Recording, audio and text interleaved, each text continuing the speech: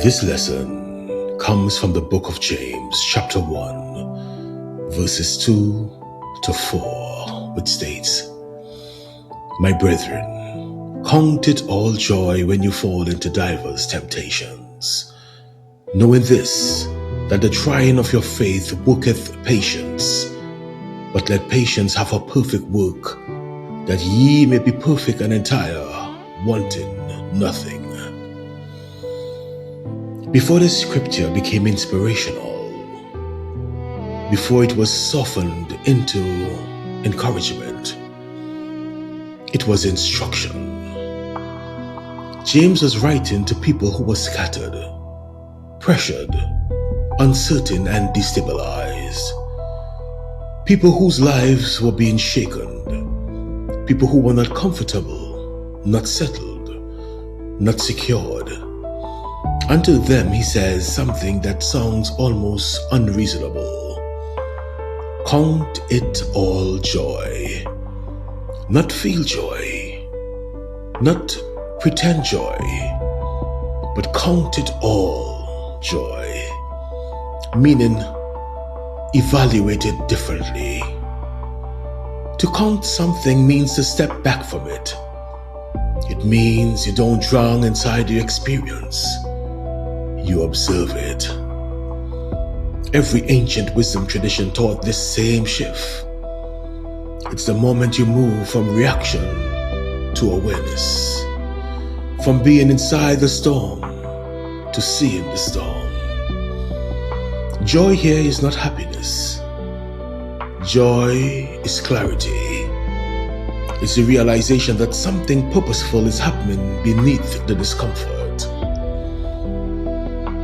James then says, when you fall into various trials, not if, but when. And he doesn't say you walk into them. He says you fall.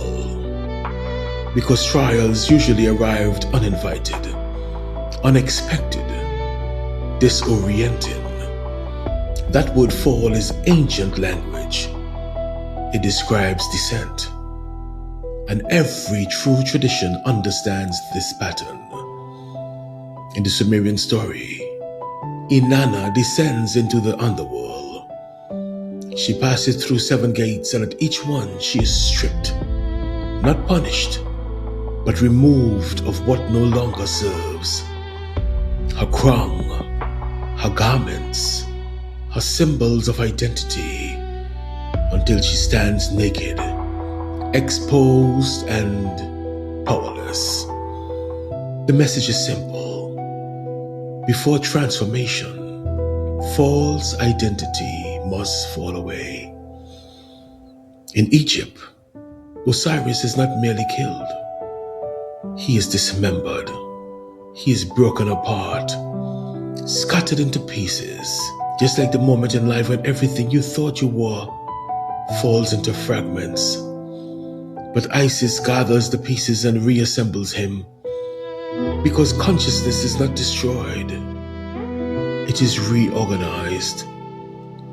In the Bible, we see Jonah enters the belly of the fish, a whale, not as punishment, but as containment. The belly represents darkness, pressure, and stillness. A womb, not a grave. Some changes only happen when you are held still. And Christ, we see Christ being driven into the wilderness, not guided, driven into hunger, silence, temptation, and testing. Because the wilderness strips away borrowed identity and reveals what is real when everything else is gone. Different stories, same law. Descent precedes elevation. Pressure precedes growth. James calls them various trials because they don't test only one part of you.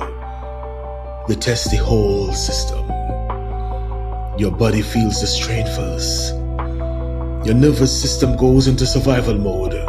Fight, flight, freeze. And if you stay present instead of collapsing, that system becomes stronger. calmer, more resilient. Emotionally, trials surface what was already there: grief, fear, anger, shame. Not because the trial created them, but because it removed the distractions that kept them buried. Psychologically, trials shake identity. The story you told yourself about who you are no longer holds. This feels like loss, but it's actually ego detox. What's false collapses so what's real can stand. Spiritually, many trials come with silence, not reassurance, no signs, no easy answers. That silence is not abandonment. It's the training of inner grounding. This is what it really means when we say the soul descends into matter. Spirit is light, matter is dense, and resistance is not an obstacle, it's a necessity. Electricity only produces light when it meets resistance. Without resistance, nothing illuminates. Sound is vibration, but you never hear it until it meets compression. Pressure turns vibration into voice. Diamonds are carbon, the same substance as coal.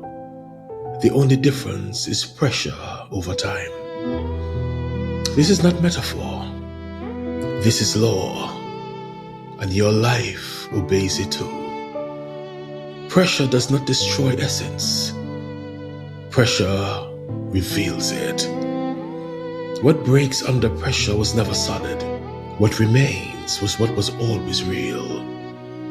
This is why trials feel so personal, because they are burning away what you inherited but were never meant to carry. Many of our reactions, fears, and limitations are not who we are.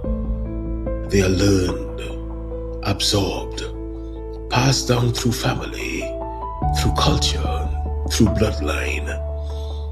We inherit survival patterns, emotional responses, unspoken rules.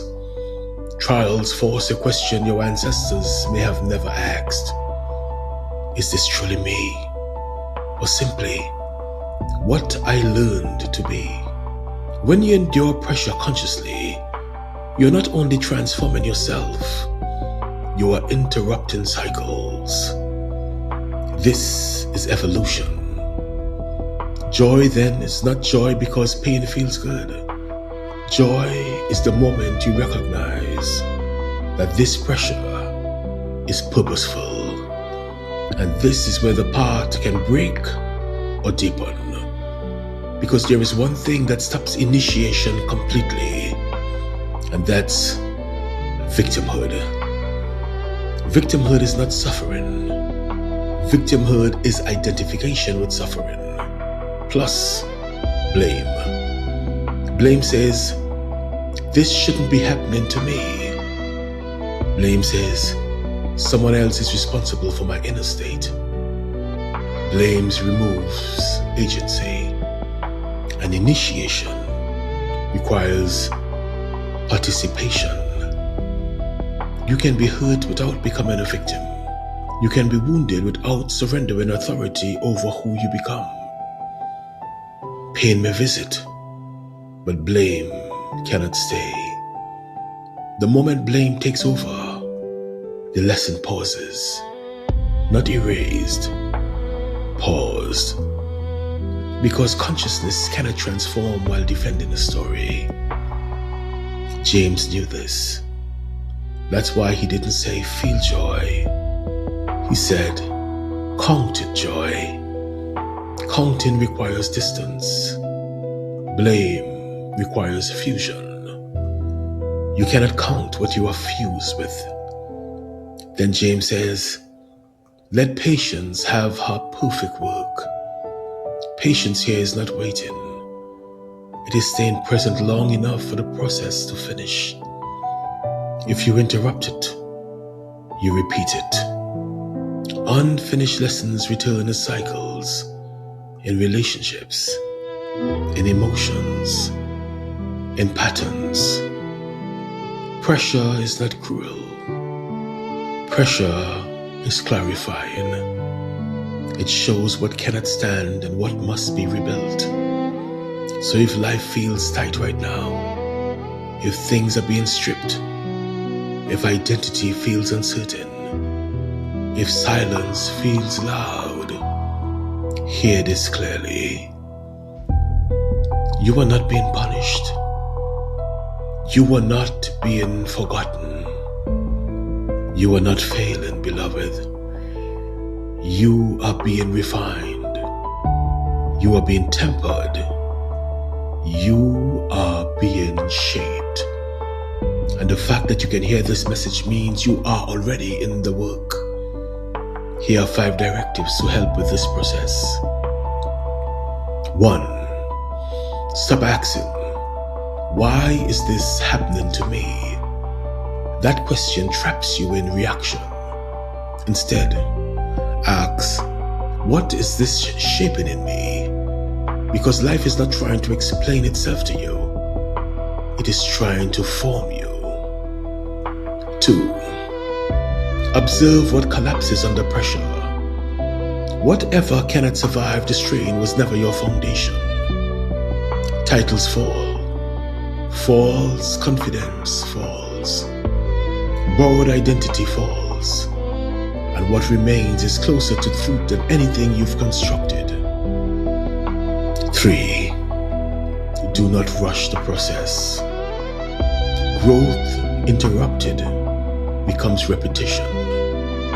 What you refuse to sit with returns in another form. Patience is not delay. It is staying present until the lesson completes itself. 4. Release blame. Not because pain is real, but because blame removes your power to transform. Blame freezes the lesson. Ownership opens it. You are not responsible for what happened, but you are responsible for who you become. 5. Let patience finish its work. Do not judge yourself halfway through refinement. You are not meant to look polished in the fire. You are meant to emerge after it.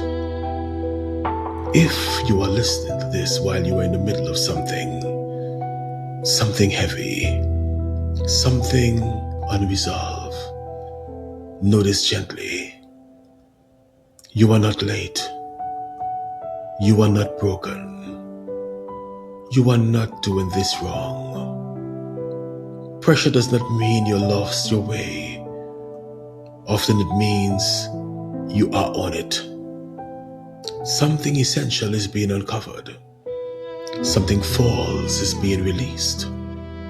Something real is learning how to stand. Let the process breathe. Let yourself breathe within it.